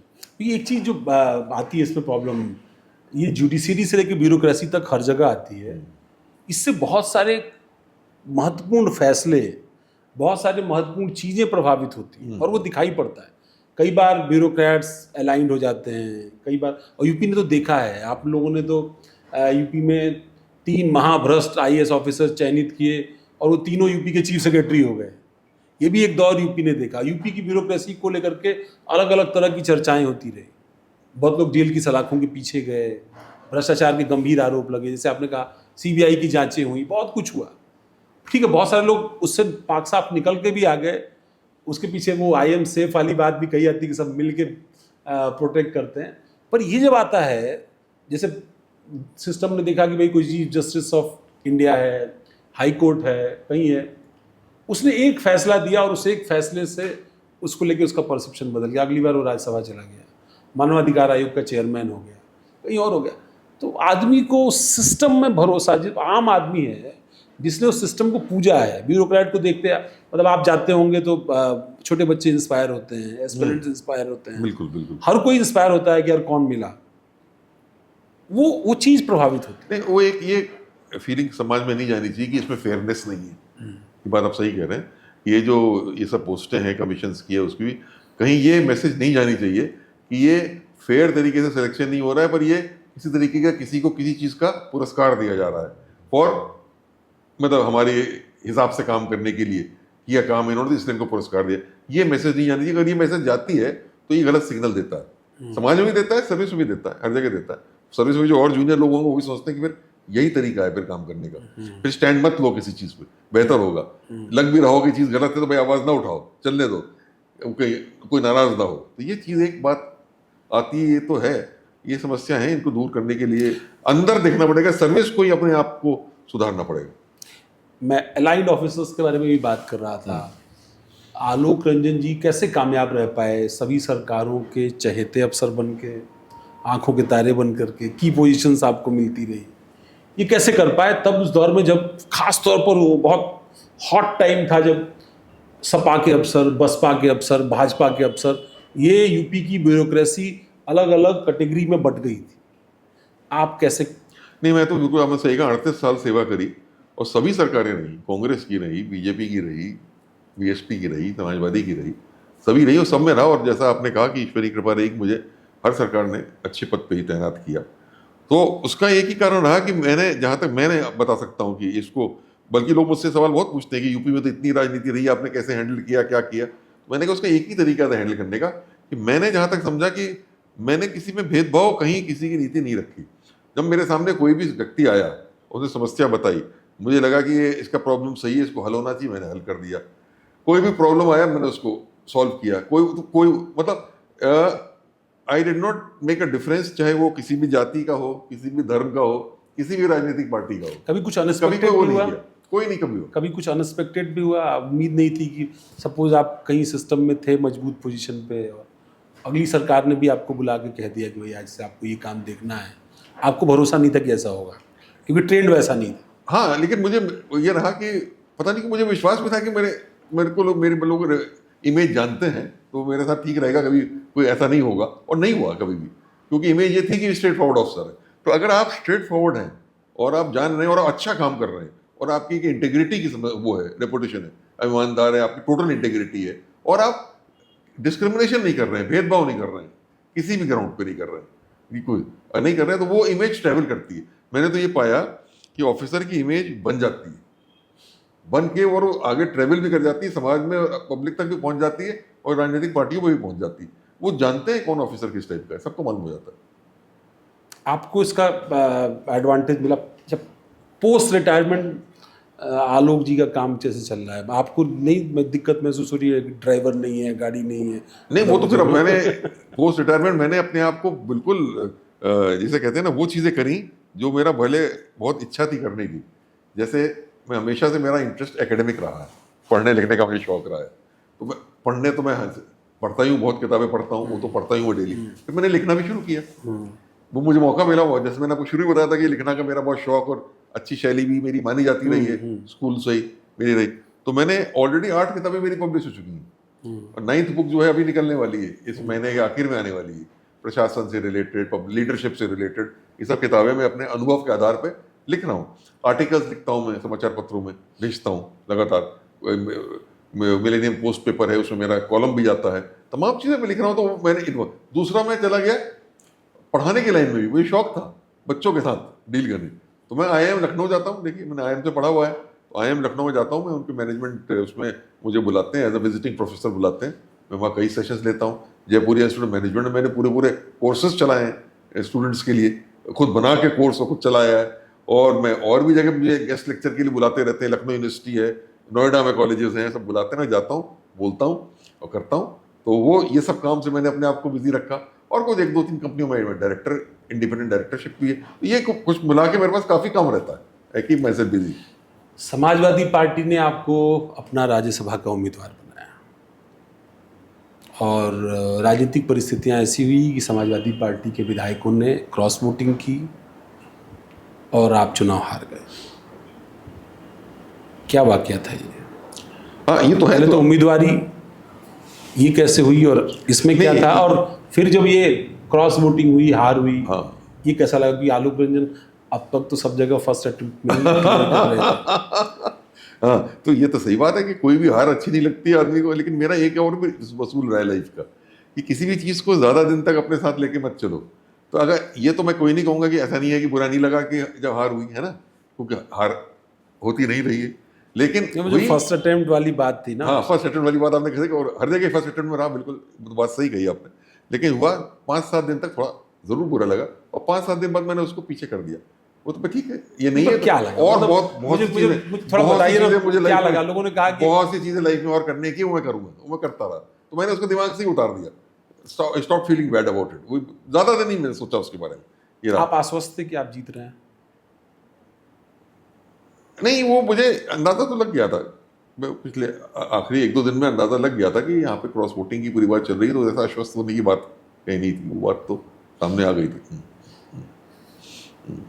अखिलेश जी ने आपसे कहा था चुनाव में लड़ने? हाँ, नहीं, वो तो उन्होंने मुझे मौका दिया, मैं इस पर उनका आभार व्यक्त करना चाहता हूँ कि उन्होंने मुझ पर इतना विश्वास रखा, क्योंकि मैं उनके साथ मैंने 5 साल काम किया। तो 2 साल 2.5 साल तो मैंने काम किया है APC और IRDC, दोनों बड़े महत्वपूर्ण पद जी। हैं उत्तर प्रदेश सरकार के। तो वहाँ उन्होंने मेरे काम को नज़दीक से देखा, और फिर मैं 2.5 साल 2.25 साल करीब चीफ सेक्रेटरी रहा। और उस दौरान उनके जो भी मुख्य योजनाएं थी उनके मन में जो थी, लखनऊ आगरा एक्सप्रेस वे हो, लखनऊ मेट्रो हो, डायल 100 हो, है ना, ये सब चीज़ें जो योजनाएं थी, गोमती रिवर फ्रंट की योजना हो, है ना, ये सब, आपका एकाना स्टेडियम बनवाना हो, या 4 लेन रोड से जिला मुख्यालयों को जोड़ना हो, तमाम और ऐसी चीज़ें थी जो उनके मन में योजनाएं थी, जो उन्होंने मुझसे कहा, और मैंने फिर उसको अपनी प्रशासनिक टीम को साथ बैठा के उनको मोटिवेट करके और करके इनको इम्प्लीमेंट कराया। तो जो ये इम्प्लीमेंट हुई चीज़ें, तो उससे उनको भी प्रसन्नता, उनको लगा कि भाई इस आदमी ने काम किया है, तो इसलिए उन्होंने मुझे सम्मान दिया और विश्वास मेरे ऊपर उनका रहा, तो इसलिए उन्होंने मुझसे कहा। इतना भरोसा क्यों करते हैं अखिलेश यादव आप पर? आपको जब 2022 के चुनाव का मैनिफेस्टो अभी जो उनका तैयार हुआ, उसमें भी आपकी भूमिका थी। नहीं, वो मेरे ख्याल लोग ये कह रहे हैं कि 2027 में जो मैनिफेस्टो तैयार हो रहा है, उसमें भी आलोक जी के नहीं, वो मैनिफेस्टो, देखिए मैनिफेस्टो क्या है, manifesto is road map for governance. Road map for governance तो बनाने में मेरी, इसलिए मैं समझता हूँ कि मैं सक्षम हूँ, और मेरे साथ टीम भी है, इसलिए कि भाई हमने गवर्नेंस किया है 38 साल, हम जानते हैं किस सेक्टर में क्या कमियां हैं, क्या नहीं है, और पब्लिक क्या चाह रही है, उसको कैसे दूर किया जा सकता है। तो वो इसलिए हमको मौका दिया, तो हमने बनाया। और मैं ये भी कहूँगा कि जो हमने मैनिफेस्टो बनाया था 22 का, वो समाजवादी पार्टी का मैनिफेस्टो था, वो बहुत लोगों ने सराहा भी था, बहुत अच्छा मैनिफेस्टो माना गया। और हाँ, फिर उसको आगे भी बनाने का मौका है, उसको बनाया जाएगा। चुनाव लड़ने का विचार अब भी मन में है? नहीं, चुनाव नहीं मैं लड़ना, मैं तो बैकग्राउंड में बैठ मैनिफेस्टो बना रहा हूँ। और ये सब काम जो है मेरा, ये प्रशासनिक, समझ लीजिए, ये वो प्रशासनिक इश्यूज हैं, उस पर अपना अगर कोई मार्गदर्शन देना हो, या कोई बात कोई पूछता है, कोई तो मैं बता सकता हूँ, यही मेरा रोल है। मैं पॉलिटिकल आदमी तो हूँ नहीं, तो मैं जाके चुनाव लड़ूँ और फील्ड में इलेक्शन करूँ और सब, वो तो मैं नहीं। पर आपकी पॉलिटिकल एंट्री तो हुई गई, जब वो हो गई, ठीक है, राज्यसभा वाली बात हो गई, पर ऐसे नहीं कुछ चुनाव। फिर अगर आपको, क्योंकि अब नवंबर में फिर चुनाव है, अगर प्रस्ताव मिलता है पार्टी, वो तो अगर वो प्रस्ताव तो पार्टी के ऊपर है, राष्ट्रीय अध्यक्ष के ऊपर है, उनके जिसको करना चाहेंगे उनको सपोर्ट करेंगे। अगर मान लीजिए मौका देते हैं तो भाई ये मैं कोई उसमें बात नहीं, मैं उसको ऐसा नहीं कि मैं इनकार करूंगा, लेकिन वो तो उनके ऊपर है, मैं उसके लिए कभी सोचता भी नहीं। यूपी की जनता को क्यों चुनना चाहिए अखिलेश यादव को अपना अगला CM 2027 में? अब मैं उसमें तो ये मैं कहूँगा कि मैंने जो उनके साथ काम किया और जो पाया, बड़ा अच्छा विजन विकास का उनका था, डेवलपमेंट का विजन था, बहुत बड़ा विजनरी लीडर रहे हैं वो हमेशा, और बहुत बड़ा विजन रहा डेवलपमेंट का। इससे मैंने आपको कुछ गिनाया है ये चीज़ें, आपको मैंने लखनऊ आगरा एक्सप्रेस वे गिनाया, लखनऊ मेट्रो गिनाया, आपको डायल 100 गिनाया, सारे जिला मुख्यालयों को 4 लेन रोड से जोड़ा बनाया, ये तो कुछ ही प्रोजेक्ट्स थे। इसके अलावा और फील्ड्स में, टूरिज्म में, कल्चर में, हेरिटेज में, फॉरेस्ट्री में, एनवायरनमेंट में, जनेश्वर मिश्रा पार्क देख लीजिए, सबसे बड़ा पार्क बन के तैयार हुआ। आपकी ये हाई कोर्ट की बिल्डिंग देख लीजिए, आपके पुलिस ऑफिस देख लीजिए। वो तो एक एक्सीलेंस वाला काम था उनका कि जो भी काम किया जाए वो उत्कृष्ट स्तर का किया जाए। तभी देखिए इस पुलिस मुख्यालय जो बना है, आप देखिए, कभी देख के आइए इसको, ऐसा कोई सरकारी दफ्तर नहीं होता है। मतलब कई लोगों ने जो है मुझसे ये बात कही है कि अच्छे अच्छे कॉर्पोरेट सेक्टर के बड़े बड़ी कंपनियों के चेयरमैन, मैनेजिंग डायरेक्टर के दफ्तर ऐसे नहीं होते हैं। ऐसा पुलिस मुख्यालय बन के ऐसा तैयार हुआ। आपने या लोक भवन बना है, ऐसा आपने लोक कॉर्पोरेट भवन दफ्तर बना बना दिया कि वहाँ जो है बैठ के अफसर जनता से दूर हो गए। है। ये अलग बात हो गई। ऑफिस तो बड़ा ये अच्छा तो बन गलत गया। है। ये इस आइडिया से नहीं बनाया था कि जनता हाँ, से दूर हो मतलब जाए। जो मेरा अपना व्यू है कि वो ऑफिस इतना जटिल बन गया, इतना अच्छा बन गया कि अफसर अब उस दफ्तर से बाहर नहीं निकलना चाहते, मतलब ग्राउंड जीरो पे नहीं जाना चाहते, और उन तक पब्लिक का पहुंचना मुश्किल हो गया। दफ्तर जब ये चिड़ियाघर के बगल का डीजीपी मुख्यालय चलता था, पब्लिक ज्यादा आती थी। हमने तो सरकार ने, मुख्यमंत्री जी से भी इस बात को लेकर के कहा कि भाई वहां बैठने के बाद ऑफिसर को लगता है वो किसी कॉर्पोरेट ऑफिसर का दफ्तर का सीईओ है, उसको फील ही नहीं हो रहा है कि वो जनता का सेवक है, उसकी जिम्मेदारी पब्लिक के प्रति है। नहीं, ये खैर ऑफिसर को खुद सोचना चाहिए इसके बारे में, और ऐसा नहीं होने देना चाहिए। ऑफिस दिया गया है उसको कि उसको सहूलियत रहे अच्छा काम करने के लिए, लेकिन उसको जनता की दूरी का वो बना ले, ऐसा नहीं होना चाहिए। अगर ऐसा है तो गलत है, और मेरे ख्याल तो ऑफिसर्स को ही अपना दृष्टिकोण उसके लिए बदलना चाहिए। साहब बहुत करीब से अखिलेश जी के साथ काम कर रहे हैं, असहमति को कितना स्वीकार करते हैं अखिलेश जी? और कोई उदाहरण आपका? नहीं, हमने जो काम किया एकदम से उदाहरण तो नहीं स्ट्राइक करेगा मुझे एकदम से, लेकिन मैं बता रहा हूँ कि वो हमेशा ओपन थे डिस्कशन के लिए। मैं चीफ सेक्रेटरी भी रहा, मैंने हमेशा हर चीज़ पे अपनी बात रखी उनके सामने, और उन्होंने बहुत ध्यान और धैर्य से सुना, और अपनी बात भी वो कहते थे जहाँ उनको नहीं समझ में आती थी, और उसको अगर आप समझा के बता दीजिए तो वो एक्सेप्ट हमेशा करते थे। तो मुझे इसलिए इतना सपोर्ट मिला, और तभी इतनी सारी योजनाएं जो लागू हो पाई वो बिना चीफ मिनिस्टर के सपोर्ट के लागू नहीं हो सकती थी। अगर चीफ मिनिस्टर आपको टोटल सपोर्ट नहीं देता और पूरा विश्वास नहीं रखता और पूरा आपको काम करने का मौका नहीं देता, वो तो आप नहीं, आप अकेले आप कैसे कर सकते हैं? नहीं, पर एक लंबा दौर यूपी में रहा है एग्रेसिव चीफ मिनिस्टर्स का। मायावती जी सुपर एग्रेसिव, मुलायम सिंह जी, छोटे छोटे टर्म्स मिले उनको, कई टर्म मिले, वो छोटे छोटे टर्म मिले, कोई फुल टर्म उनको नहीं मिल पाया उनकी पॉलिटिकल लाइफ में। लेकिन वो भी बहुत ही जिसको कहते हैं ना कि हिटिंग, मतलब उनको देर एंड देर चाहिए तो अभी चाहिए, कैसे भी चाहिए, ऐसे चाहिए। फिर कल्याण सिंह के साथ भी बहुत क्लोजली आपने काम किया। अखिलेश जी, ठीक है कि उनके टाइम में कहते थे कि वो मतलब 5 चीफ मिनिस्टर सरकार चला रहे हैं, फिर लेकिन 2014 के चुनाव के बाद राजनीतिक स्थितियां बदली और शायद वो आप लोग यूपी को डेवलपमेंट के ट्रैक पर अखिलेश जी और आप सब लोग ले जा पाए। योगी आदित्यनाथ जी, ये जो इन तरह के चीफ मिनिस्टर्स के साथ कॉप अप करना, ये कैसे? नहीं, देखिए, चीफ मिनिस्टर्स जो बनता है, एक तो मेरी ये फीलिंग रही है हमेशा, वो एक अच्छे स्तर का ही लीडर होता है जो चीफ मिनिस्टर बनता है। ऐसे किसी को आसानी से चीफ मिनिस्टर नहीं बन सकता कोई। पॉलिटिकल लाइफ में मेरे इतने लोग की एम्बिशन होती है, वो एक आदमी जाके पहुंचता है, वो वही पहुंचता है जिसमें काबिलियत होती है, एक विजन होता है, एक एबिलिटी होती है एडमिनिस्ट्रेशन करने की। तो मैंने तो इतने जैसे दौरान इतने चीफ मिनिस्टर्स को देखा 30-38 साल में, 38 साल की नौकरी में, सबके अंदर काफ़ी कुछ काबिलियत थी, कुछ ना कुछ था जरूर। और अखिलेश जी के साथ क्योंकि और मैंने हायर और सीनियर लेवल में काम किया, इसलिए मैं कह रहा हूँ कि उनके अंदर ये विशेष चीज़ थी कि वो एक, जैसे आपने कहा बात, वो सबकी बात को ज़रूर सुन के, और एक डेमोक्रेटिक स्टाइल थी वर्किंग की, और डेमोक्रेटिक स्टाइल में निर्णय लेना। लेकिन उसमें बाद वो चाहते थे कि ये काम हो और एक्सीलेंस का। कभी उसमें कोई बहुत अच्छा सेंटेंस मुझसे कहते थे कि मुझे अभी भी याद है कि ये थकी हारी सरकारी तरीके से काम नहीं होना चाहिए, ये उसी लेवल का होना चाहिए जो इंटरनेशनल स्टैंडर्ड का हो। कोई भी काम हो इंटरनेशनल लेवल का हो। तो वो एक उनकी एक जो अच्छा थी, वो एक नई चीज़ उनके अंदर मैंने देखी थी जो उन्होंने हमेशा सामने रखा। अच्छा, एक चीज़ आप महसूस करते हैं कि जो खासतौर पर जो मैंने जैसे कहा कि 2014 के लोकसभा के चुनाव के पहले के Akhilesh Yadav as chief minister और 2014 के लोकसभा के चुनाव के बाद के अखिलेश यादव, तो ये जो 2 फेज उनका एज चीफ मिनिस्टर रहा, क्या ये जो चीज़, चूंकि आप चीफ सेक्रेटरी थे उनके, अगर ये 2017 से 22 का फेज भी उनको पावर में मिला होता तो यूपी के लिए कितना फ्रूटफुल होता है?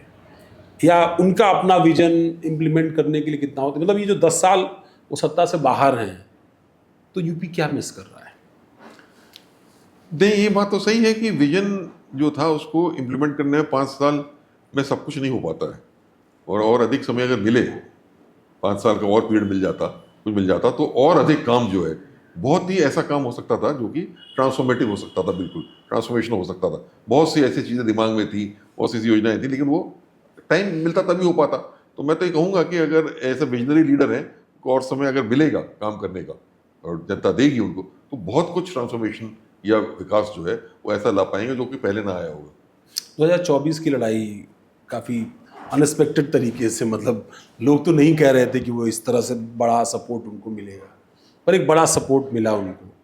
वो देश की तीसरी बड़ी पार्टी तीसरी बड़ी पार्टी हो गई, और अब आप लोग विजन ऑफ इंडिया प्रोग्राम के साथ देश भर के सामने भी जा रहे हैं। ये जो कॉन्सेप्ट है या उनकी जो जीत है 2024 की, ये 2027 की लड़ाई उनके लिए कितना आसान कर रही है? 24 की जीत तो बहुत महत्वपूर्ण है। 24 की जीत बहुत महत्वपूर्ण है कि करीब करीब मतलब थर्ड लार्जेस्ट, ऐसे आपने बताया, लोकसभा में पार्टी है बिकॉज ऑफ 37 सीट्स जो अकेले जीती और अलायंस में 43 जीती, वो बड़ा, और कई सीटें तो बहुत ही नैरो मार्जिन से हारे, वो तो ये 50 तक जा सकती थी फिगर। तो ये बहुत ही महत्वपूर्ण रहा कि यूपी ने बिल्कुल अलग ही रिजल्ट दिखाया बाकी जगहों के मुकाबले। तो ये एक सिग्नल है कि जनता जो है उन पर अपना विश्वास रख रही है। अखिलेश यादव जी की लीडरशिप पे उन्होंने रखा, तो वो जो विश्वास 24 में दिखाया जनता ने और जनता के उस वर्ग ने जो उनको सपोर्ट करता है, तो वो शायद 27 में भी नजर आना चाहिए। ये एक बात तो है, ये उसमें कैरी होना चाहिए। लेकिन हाँ, लोकसभा चुनाव और विधानसभा चुनाव अलग अलग भी होते हैं, तो विधानसभा चुनाव में लोकल मुद्दे और लोकल इश्यूज ज़्यादा इंपॉर्टेंट होने शुरू हो जाते हैं। तो यहाँ पे ये भी देखना होगा और इस पर वर्क करना पड़ेगा कि लोकल इश्यूज क्या क्या हैं और लोकल जगह लोग क्या महसूस कर रहे हैं। एक सवाल ये भी दिमाग में आता है कि यूपी की ब्यूरोक्रेसी को अगर आप बहुत करीब से देखें, जो आप भी देख रहे होंगे, ऑब्जर्व कर रहे होंगे, ये देखने को मिलता है कि, और ये काफ़ी समय से है, जिस पर लोगों को आपत्ति भी होती है, कि कुछ ऑफिसर्स के पास बहुत सारे डिपार्टमेंट होते हैं और कुछ ऑफिसर्स के पास काम नहीं होता। कुछ ऑफिसर्स तो ऑलमोस्ट मुफ्त की तनख्वाह पा रहे होते हैं, या कुछ ऑफिसर्स बहुत लंबे समय तक वेटिंग में भी डाल दिए जाते हैं। उन पर ये फैसला ही नहीं होता कि इनको सस्पेंड करना है, इनके खिलाफ सीबीआई जांच करानी है, इनको जेल भेजना है, क्या करना है। फिर अचानक 4-5 साल बाद कुछ होता है, वापस आते हैं, सारी सैलरी उनको वापस मिल जाती है और फिर से वो कुछ अपना काम कर रहे होते हैं। ये स्पेशल प्रिविलेज जो मिला हुआ है, और इसके अलावा ये जो स्ट्रक्चर ऑफ वर्किंग है एडमिनिस्ट्रेशन की, ये कितना नुकसान कर देखिए, रही है? मैं कहूँ, ये आपने सही कहा है कि ये कई ऑफिसर्स भी ये बताते हैं, कई लोगों को इस बात पे वो भी फील होता है कि साहब हमको तो कोई काम ही नहीं मिला। कई लोगों को कहते हैं हमको बहुत ज़्यादा काम है। तो कई कई ऑफिसर्स के पास 5-5, 6-6 डिपार्टमेंट है, कई के पास शायद एक ही डिपार्टमेंट है, आधा डिपार्टमेंट है। ये भी स्थिति है, इस समय भी है, अभी भी है, रही है। तो ये नहीं होना चाहिए। मेरा तो अपना मत है, जो ऑफिसर है, आईएएस ऑफिसर हो, आईपीएस ऑफिसर हो, पीसीएस ऑफिसर हो, ये ऐसा है, जब एग्जाम पास करके आए हैं और ये ट्रेनिंग करके आए हैं, तो सब में अपनी अपनी क्षमता है। अगर उनकी आप क्षमता को पहचानिए और क्षमता के पहचान के उनको काम दीजिए, उनसे काम लेना चाहिए। उनको आपने सर्विस में रखा है, आप तनख्वाह दे रहे हैं, तो उनसे काम लीजिए, पूरा काम लीजिए, उनको बेकार मत छोड़िए। और किसी के ऊपर बहुत ज्यादा काम मत ला दिया कि वो जो एक सोच, नई सोच, इनोवेशन, क्रिएटिविटी, रचनात्मक सोच लानी चाहिए, फिर वो नहीं ला पाएगा। अगर आप उसको 15-18 घंटे बैठा देंगे कि वो रूटीन की फाइलें निपटाता रहे, तो वो सोच नहीं ला पाएगा। तो दोनों का बैलेंस जरूरी है कि उतना ही हर एक को मौका दिया जाए काम का डिपार्टमेंट्स में, और सबको बराबर करीब करीब जहां तक हो सके बराबर का काम दिया जाए। ये बड़ा सरकार में इंपॉर्टेंट है। कहते हैं कि पावरफुल ऑफिसर है, ये कम पावरफुल ये हो जाते हैं, कुछ लोग ज्यादा डिपार्टमेंट हो जाते हैं तो पावरफुल हो जाते हैं, या जो मुख्यमंत्री के सचिवालय के ऑफिसर्स हो जाते हैं उनको लोग पावरफुल मानते हैं। ये बात तो एक सिग्नल जो है, एक जो झगड़ा रहता है चीफ सेक्रेटरी ऑफिस और सीएम ऑफिस में आपस में, कहते हैं कभी पड़ती नहीं है। नहीं, वो पड़ जाती है। ये डिपेंड करता है कि आपने किस तरीके से रिलेशनशिप उसको मेंटेन करें। ये बहुत कुछ डिपेंड करेगा, पर्सनैलिटी, चीफ सेक्रेटरी की क्या पर्सनैलिटी है, और जो मुख्यमंत्री सचिवालय के अधिकारी हैं वो लोग किस तरीके से हैंडल करते हैं। और सबसे बड़ा इस पर डिपेंड करता है चीफ मिनिस्टर के ऊपर में। चीफ मिनिस्टर कितना इंपॉर्टेंस किसको क्या दे रहा है। मतलब ऐसा नहीं कि वो खाली अपने सचिवालय की बात सुन के ही एक्ट कर रहे हैं, उस चीफ सेक्रेटरी को भी इंपॉर्टेंस दे रहे हैं, उधर की बात भी अगर सुनते हैं, सब करते हैं, तो बैलेंस बना रहेगा। चीफ मिनिस्टर की पर्सनैलिटी बहुत डिपेंड करता है। कई चीफ मिनिस्टर ज़्यादा पावर दे देते हैं चीफ मिनिस्टर ऑफिस को, कई उतना नहीं देते हैं। ये उनके व्यक्तित्व के ऊपर डिपेंड करता है। लोग कहते हैं बीते काफ़ी सालों से यूपी का चीफ सेक्रेटरी का दफ्तर काफ़ी कमज़ोर हुआ है। अब चीफ सेक्रेटरी का तो कमजोर नहीं होना चाहिए। मैं तो ये समझता हूँ chief secretary is the most important person पूरे ब्यूरोक्रेसी में, और चीफ मिनिस्टर की भी जो भी इच्छा होती है, पॉलिसीज जो उनकी वो बनती हैं, उनको लागू तो कराता ही चीफ सेक्रेटरी, क्योंकि टीम सब उसके पास होती है। बिना टीम पे कोई काम नहीं होगा, चाहे टेक्निकल टीम हो, चाहे जर्नलिस्ट की टीम हो, चाहे जो भी हो, सबको साथ बैठाल के उस लक्ष्य को पूरा करने में चीफ सेक्रेटरी की लीडरशिप बहुत इंपॉर्टेंट होती है। और चीफ सेक्रेटरी के पोस्ट को कभी भी कम नहीं करना चाहिए, उसकी पावर्स को या अधिकार को, या ये परसेप्शन अगर जा रहा है, अगर ये परसेप्शन जैसे आपने कहा जा रहा है, तो ये अच्छा नहीं है। ये कभी परसेप्शन नहीं जाना चाहिए कि चीफ सेक्रेटरी की पावर कम हो रही है या चीफ सेक्रेटरी की अहमियत कम हो रही है। बस लोग ये भी कहते हैं कि चीफ सेक्रेटरी की पोस्ट पर बैठे हुए ऑफिसर्स एक पीसीएस और साधारण आईएएस ऑफिसर्स के ट्रांसफर में भी अपनी भूमिका नहीं कर सकते। नहीं, तो गलत बात है, ऐसा नहीं होना चाहिए। ट्रांसफर पोस्टिंग जो है बड़ा इंपॉर्टेंट चीज़ है, खासतौर से सीनियर लेवल पे जो पोस्टिंग है, वो तो चीफ सेक्रेटरी का पूरा उसमें दखल होना चाहिए। मैं जब था तो मैंने ऐसा नहीं था कि मेरा पूरा दखल था, डिसीजन तो चीफ मिनिस्टर ही लेते हैं, वही लेंगे, लेकिन पूरा अधिकार था मैं अपनी बात को रखने का, और ज़्यादातर अपने हिसाब से जैसा मैं बात रखता था वो होता था। इनकाउंटर्स को लेकर के बड़ा सवाल उठा और यूपी की ब्यूरोक्रेसी कटघरे में रही, अदालत से लेकर के तमाम जगहों पर जो वर्तमान गवर्नमेंट है वो उसको अपना एक पॉलिटिकल टूल मानती है, गवर्नेंस का टूल मानती है, और वो ये समझती है कि लॉ एंड ऑर्डर इससे बेहतर हुआ, और उस परसेप्शन पर वो दोबारा चुन करके भी आई है, तो मैंडेट भी उनको मिला है। इसको कैसे आप देखिए, इसमें मैं थोड़ा फिलोसॉफिकल दार्शनिक रूप से देखता हूँ इस मामले को, कि स्टेट का क्या रोल है। स्टेट का रोल कोर्शन नहीं है, स्टेट एक कोर्सिव एजेंट नहीं है, दमनकारी एजेंसी नहीं है। स्टेट लोगों के विकास की एजेंसी है। लोगों ने उस स्टेट को बनाया है, पब्लिक ने इलेक्शन जिता के बनाया है, गवर्नमेंट दी है। तो गवर्नमेंट और जो स्टेट का मतलब गवर्नमेंट ही हो जाता है इन पावर, उसका रोल दमनकारी नहीं होना चाहिए, या वो नहीं होना चाहिए कि दबाने वाला।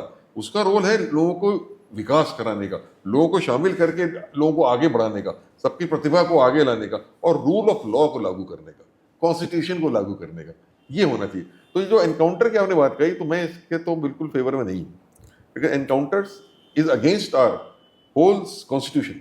हमारा कॉन्स्टिट्यूशन इसको अलाउ नहीं करता। हम कहता है कि ड्यू प्रोसेस ऑफ लॉ होना चाहिए, तो ड्यू प्रोसेस ऑफ लॉ से हर चीज होनी चाहिए ना।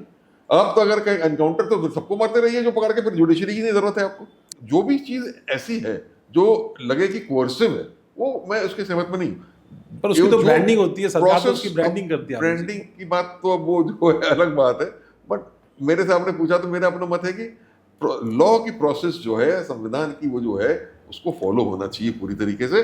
सही प्रशासन तभी आएगा लॉन्ग रन में। शॉर्ट रन में छोटे टाइम पे आपको हो सकता है इन चीजों से लगे कि बहुत फायदा मिल रहा है, पर ये चीजें ऐसी होती हैं कि बाद में रिएक्ट करके आप ऊपर ही आती हैं, मतलब हल नहीं निकलता है लॉन्ग टर्म में। ऐसी नई समस्या खड़ी करता है। एक आखिरी सवाल आपसे रह गया था मेरा, कोई ऐसा वक्त भी आया कभी नौकरी में, सिविल सर्विसेज के, जब मन किया कहाँ आके फंस गए? नहीं भाई, ये मैं कहूँगा बहुत मेरी किस्मत अच्छी रही कि 38 साल नौकरी की, और हर दिन सुबह मन करता था कि हाँ दफ्तर जाके काम करें, एक एक्साइटमेंट रहता था। कभी ये नहीं लगा कि कहाँ फंस गए। मुझसे कई लोगों ने सवाल पूछा, आप तो आए अहमदाबाद के MBA छोड़ के चले आए, आप वहाँ होते तो आज आपकी सैलरी 2.5 करोड़ होती, 3 करोड़ होती, 5 करोड़ होती। कहाँ आप यहाँ 1.5 लाख, 2.25 लाख सैलरी, 2 लाख सैलरी यहाँ पड़े हुए हैं, आपको ऐसा नहीं लगता कि गलती हो गई? तो मैंने कहा नहीं, कभी नहीं लगा मुझे, कभी नहीं लगा, क्योंकि जो चुनौतियाँ मिली और जो काम करने में मजा आया, जो इस IAS सेवा में सबसे बड़ी चीज मुझे यही मिली कि आप लोगों के जीवन बदल सकते हैं अगर आप ईमानदारी से सही काम करें। और आप दिखाई पड़ता है सामने सामने कि किसी का आपने प्रॉब्लम सॉल्व किया तो उसको उसके परिवार को कितनी खुशी मिली, कितनी प्रसन्नता मिली, या समाज में आपने अच्छी शिक्षा मान लीजिए आपने कराई, कहीं इंप्रूवमेंट कराया शिक्षा की गुणवत्ता में, तो कितने ही घरों में जो है चिराग जो जलने शुरू हो जाएंगे, लोग आगे बढ़ के कहाँ पहुंच जाएंगे। तो वो जो एक आंतरिक संतोष होता है वो इस सेवा में मुझे मिला, इसलिए मैं कभी भी उसमें रिग्रेट नहीं किया। पर आपको कंट्रोवर्सी में ड्रैग करने का तो बहुत प्रयास हुआ, आपको भी याद होगा, बहुत सारे ऐसे प्रयास हुए। नहीं, वो ठीक है, और कई बार अनजाने में भी हुए, और कई बार हुए वो होता है। सर्विस तो ऐसी है ही कि लोग कंट्रोवर्सी में ड्रैग करने में करेंगे भी, क्योंकि actually you are relating with public and relating with many people. तो कई अलग अलग विचारधाराएं भी होते हैं, अलग अलग लोगों के दृष्टिकोण भी होते हैं। तो किसी को लगा कि आपने क्यों, कोई आपके अगेंस्ट भी हो जाता है। ऐसा नहीं कि सभी लोग सेटिस्फाई हो जाएंगे, तो वो कंट्रोवर्सी होती है, लेकिन ये पार्ट ऑफ द जॉब है। क्योंकि मुझे याद है एक वाकया, जब हम लोगों ने खबर की थी मथुरा को लेकर के, आप शायद मंदिर गए थे और आपको किसी ने प्रसाद दिया और उसका वीडियो वायरल कर दिया कि मंदिर के अंदर प्रसाद ग्रहण कर लिया। फिर आपसे मैंने पूछा कि सर ऐसा क्यों हो गया, आप तो बड़ी पोस्ट, आपने कहा मैं क्या करता, मुझे कोई सामने प्रसाद दे देगा और तो मैं उसको कह दूंगा हम प्रसाद नहीं परिवार के साथ भाई मैं दौरे पे गए, मंदिर के दर्शन करने चले गए, उन्होंने कहा बगल में आ जाइए प्रसाद देंगे, हम प्रसाद ले लिया। हमको किसी ने बताया होता है कि भाई वो कोई ऐसा कोई ऑर्डर है या क्या है या कुछ है, पता चला कुछ कोर्ट में कुछ मामला चल रहा है, तो हमने उसको तुरंत इसकी इंक्वायरी ऑर्डर करी थी, मतलब उसकी वीडियोस वायरल कर दी, ऑर्डर कराई थी हमने, अपने याद है अभी तक भाई क्या मामला है, क्या है, क्यों मुझको नहीं बताया गया, क्या बात है। तो मैंने सब उस समय के अधिकारियों से पूछा था। मुझे याद है मेरी आपसे बात हुई, आपने कहा कि प्रसाद दे दिया, मैं कैसे डिसोन करता तो खबर बन जाती, आप वहां आ जाइए प्रसाद ले लिए, तो बच्चे प्रसाद ले लिया, और नहीं लेते तो खबर बनती कि प्रसाद नहीं लिया सेक्रेटरी ने। ये हो जाता है। ऐसे एक बार पीलीभीत आप गए हुए थे, वहां भी एक कंट्रोवर्सी हुई कि आप गए, चूंकि चीफ सेक्रेटरी जा रहे थे, लोगों ने क्या किया, आपके कहीं रहने का इंतजाम किया, आप वहाँ पहुँचे, आपने खुद शायद सवाल पूछा वहाँ से कि भाई यहाँ क्यों किया, हमको डाक बंगले में रखने दिया। हम तो डाक बंगले में रहे थे, हम डाक बंगले में, फॉरेस्ट का जो गेस्ट हाउस था, पर उसको उसमें ही रहे, सेलेक्टिव लीक किया गया। वो उसमें कुछ लोगों ने ये कहना शुरू कर दिया कि उस गेस्ट हाउस को चीफ सेक्रेटरी के दौरे के लिए बहुत उसमें पैसा खर्च करके और बढ़िया कराया गया, जबकि वो बात गलत थी। मैंने बाद में स्टेटमेंट देके दिया भी, वो मुझे याद है, मैंने खुद बयान, अखिलेश यादव जी हमारे मुख्यमंत्री जो थे, उन्होंने निर्देश दिए थे कि जितने फॉरेस्ट के गेस्ट हाउस हैं सबको बजट देके उनको अच्छा बनाया जाए, ताकि लोग वहां जाके रहें।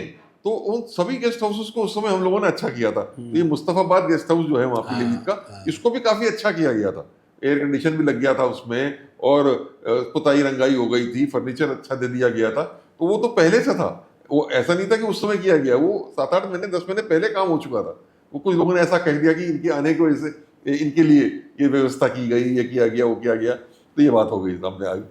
और एक और आखिरी चीज़ रहेगी जिसमें आपको ड्रैग करने की कोशिश हुई था, रिवर फ्रंट, और उसमें एक और ऑफिसर थे जो बहुत चर्चित ऑफिसर रहे हैं और हैं, उनका नाम ड्रैग हुआ, इसलिए आपका भी नाम ड्रैग किया गया, और आपका नाम, खासतौर पर जो आपकी सर्विस की अचीवमेंट थी, उसको डिफेम करने की कोशिश, आपको दुख हुआ, तकलीफ हुई? नहीं हुआ, तकलीफ हुई, बहुत तकलीफ हुई।